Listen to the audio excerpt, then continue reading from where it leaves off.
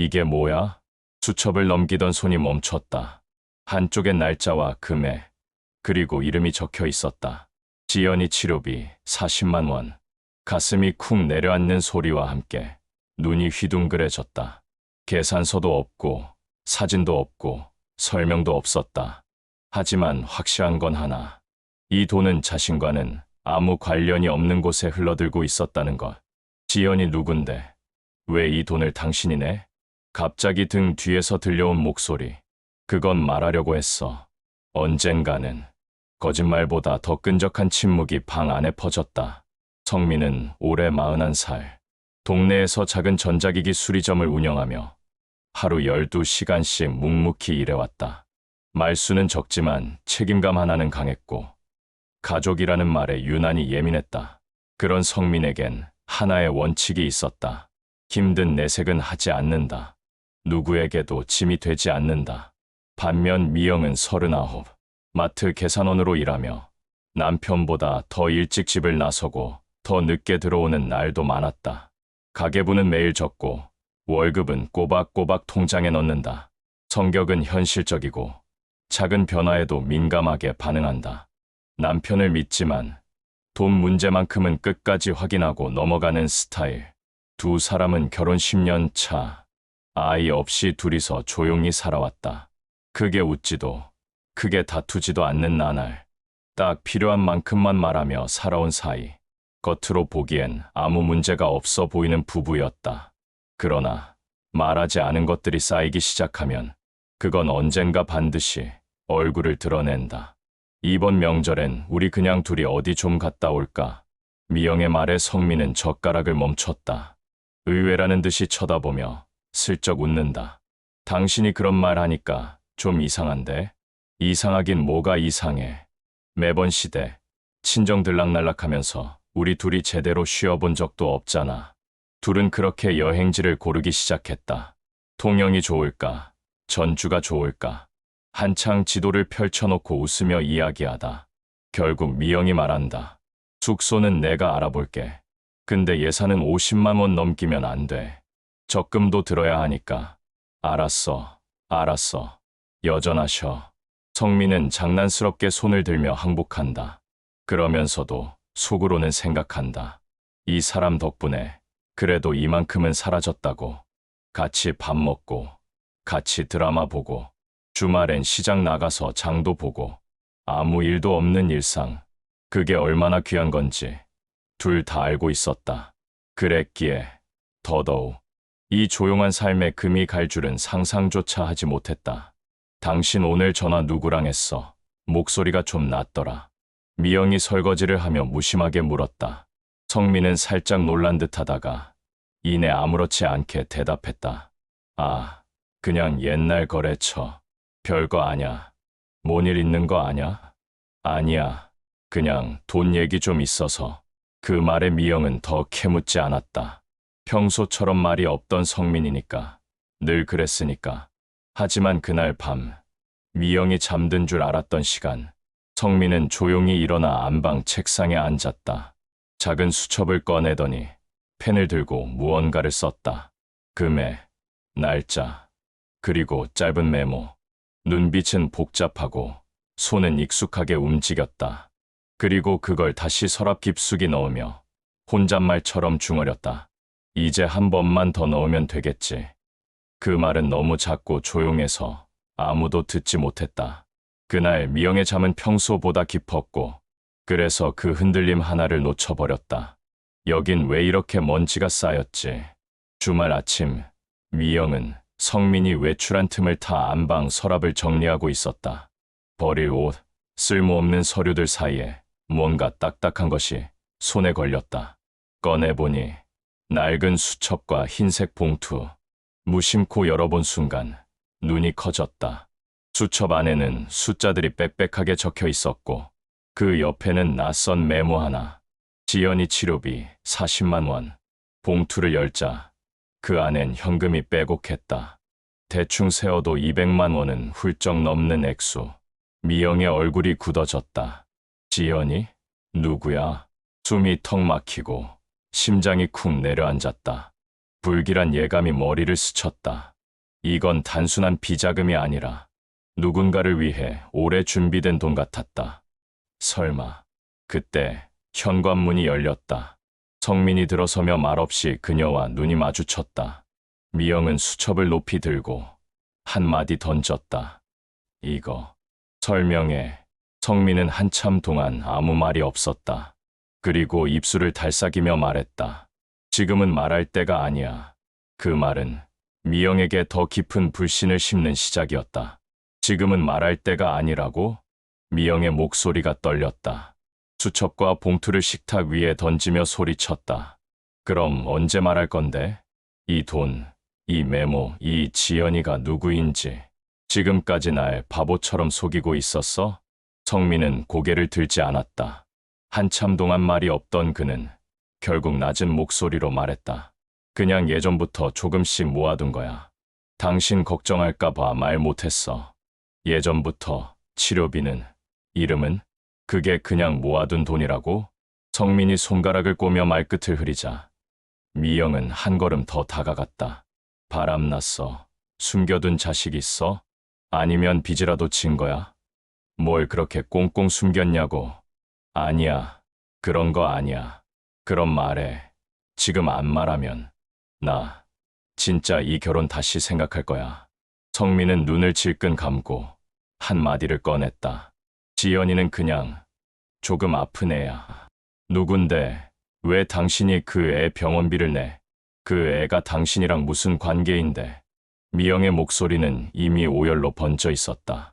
그리고 그 순간 두 사람 사이에 있었던 10년의 믿음이 갈라지는 소리가 뚜렷하게 들렸다. 그냥 아픈 애라고? 그 말로 다 끝이야? 미영은 벽에 기대어 천천히 주저앉았다. 무릎 위에는 성민의 수첩이 놓여 있었다. 펼쳐진 페이지마다 날짜, 금액, 메모들이 빼곡했지만 그 어떤 것도 아내에게는 단 한 번도 보여진 적이 없었다. 나는 이 사람 인생에서 아무것도 아니었나. 자신이 모르는 이름, 자신이 모르는 돈, 그리고 자신이 배제된 결정들. 그 모든 게 미영을 부서지게 했다. 당신 혼자 괜찮다고 생각했겠지. 혼자 착한 척하고, 혼자 고생한 척하고. 근데 그거 그냥 이기적인 거야. 분노보다 더 큰 건 상처였다. 외면당했다는 상실감, 가치가 아니라 혼자였다는 소외감. 그토록 아끼던 조용한 일상이 사실은 균열 위에 놓여 있었다는 걸 지금에서야 깨달았다. 지연이 그 애가 누구든 간에 당신은 날 너무 쉽게 벽 밖으로 밀어냈어. 김지연 치료비, 이 계좌번호. 미영은 노트북 앞에 앉아 수첩의 정보들을 검색했다. 계좌번호, 기재된 날짜, 병원 이름이 언뜻언뜻 메모에 남아 있었다. 검색 결과는 곧바로 튀어나왔다. 한 비영리 병원의 정기 후원자 목록, 그리고 그 안에 적힌 이름, 김지현. 다음 순간 병원 홈페이지의 사회복지 코너에서 눈을 떼지 못했다. 희귀 혈액 질환을 앓고 있는 청소년, 김지연 17세. 수술 대기 중. 보호자, 김성민, 17살. 머릿속이 하얘졌다. 숫자, 계산이 자동으로 돌아갔다. 성민이 나와 결혼하기 몇 년 전.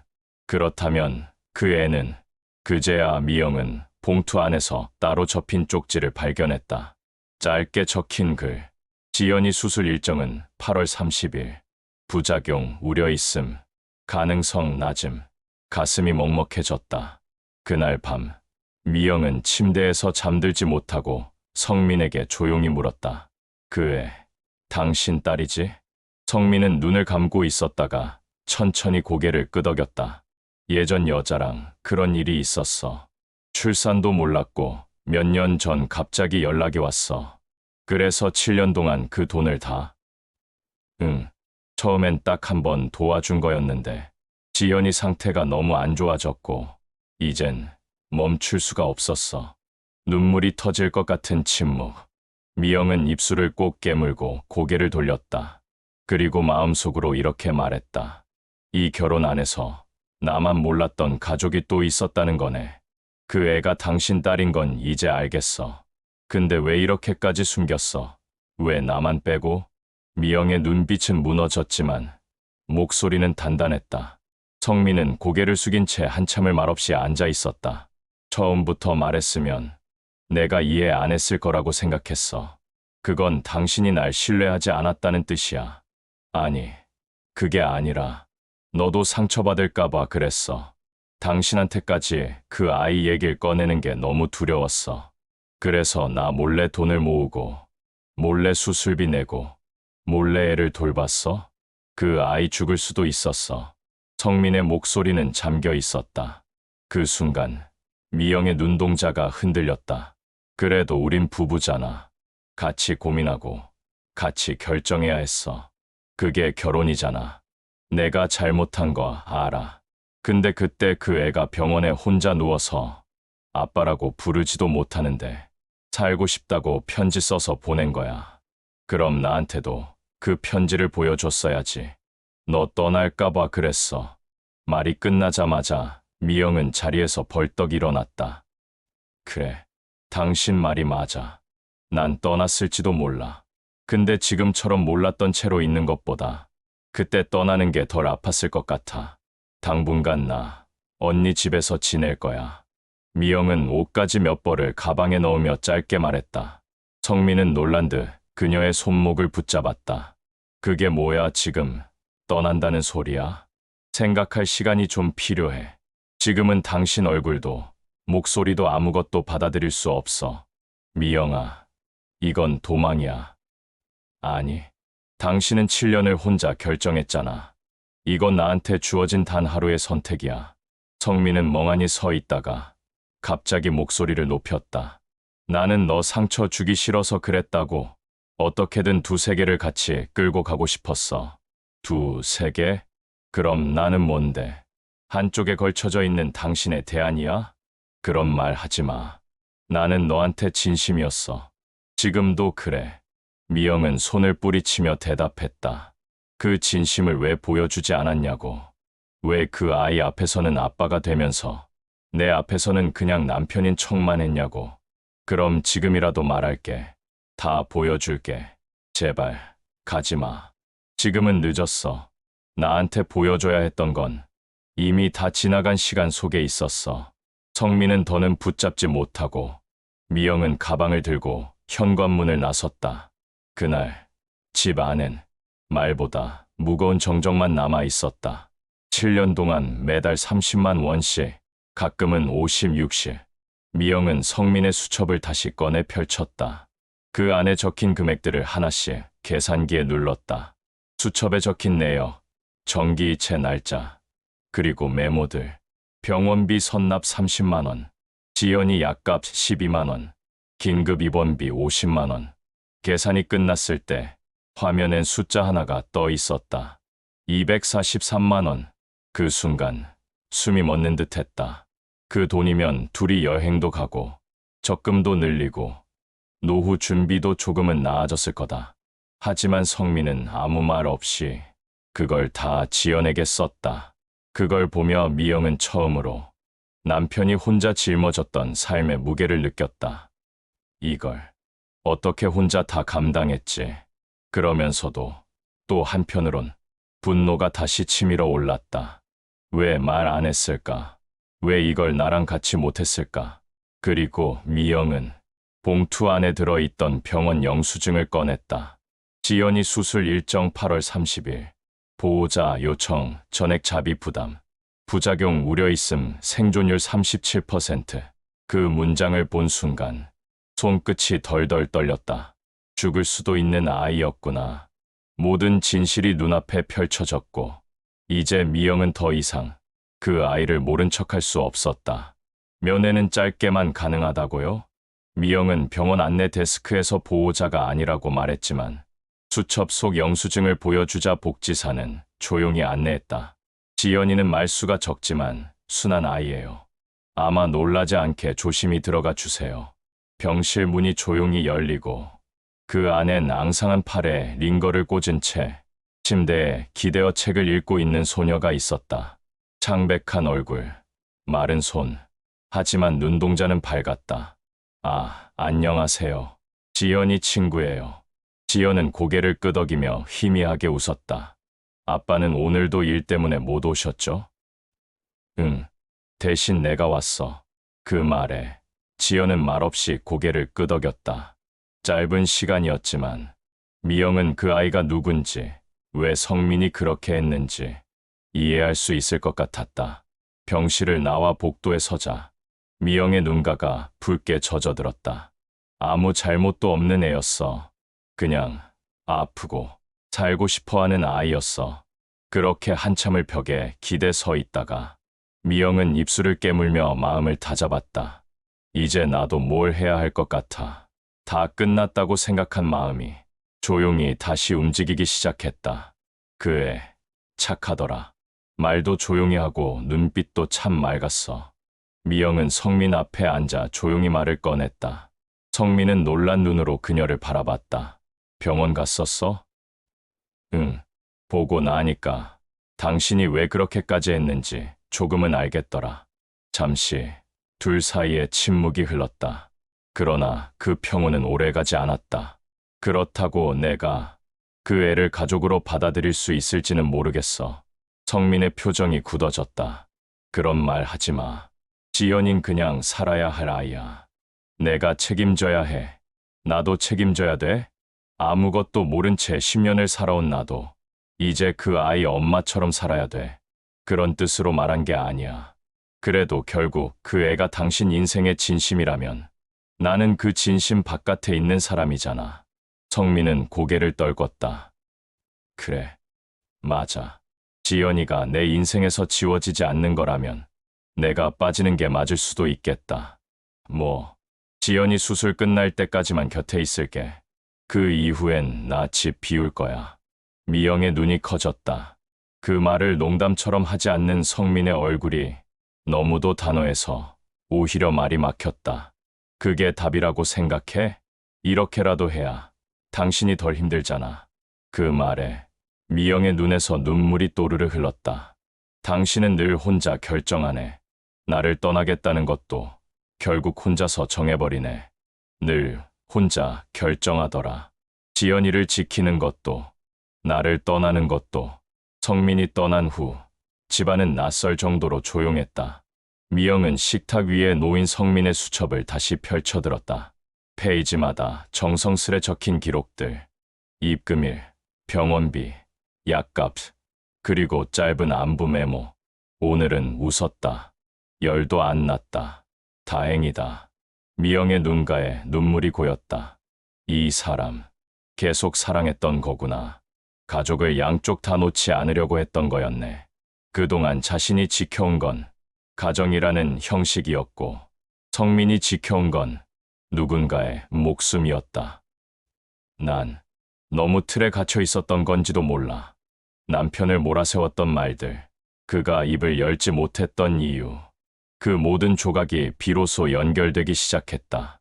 가족이라는 건 같이 결정하는 거라고 했지만 그 사람은 혼자라도 책임지려 했던 거였어. 지연이 병실에서 했던 한마디가 떠올랐다. 아빠가 내 옆에 있어서 덜 아파요. 그 말이 미영의 마음을 흔들었다.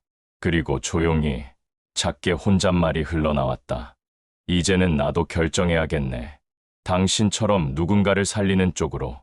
성민이 병원 복도에 조심스럽게 나타났다. 미영은 병실 안, 지연 곁에 앉아 있었다. 두 사람의 눈이 마주쳤다. 성민은 걸음을 멈췄고 미영은 아무 말 없이 고개를 한번 작게 끄덕였다. 그 짧은 끄덕임, 그건 원망도, 사과도, 용서도 아니었다. 그저 같이 가자는 뜻이었다. 다시 모든 걸 회복할 수는 없겠지만 함께 감당하겠다는 마음만은 분명했다. 그날 밤, 집으로 돌아온 미영은 지연의 수술비 일부를 대신 입금했다. 성민은 조용히 고개를 숙이며 말했다. 고마워. 그 말밖에 할 게 없다. 미영은 대답하지 않았다. 대신 그의 손을 조용히 잡았다. 여러분이라면 어떠셨을까요? 아무 말 없이 혼자 책임을 지려 한 남편, 그리고 배신감 속에서도 끝내 손을 내민 아내. 사랑은 언제나 같이여야만 할까요? 혹은 때로는 혼자 감당한 용기도 사랑의 한 방식이 될 수 있을까요?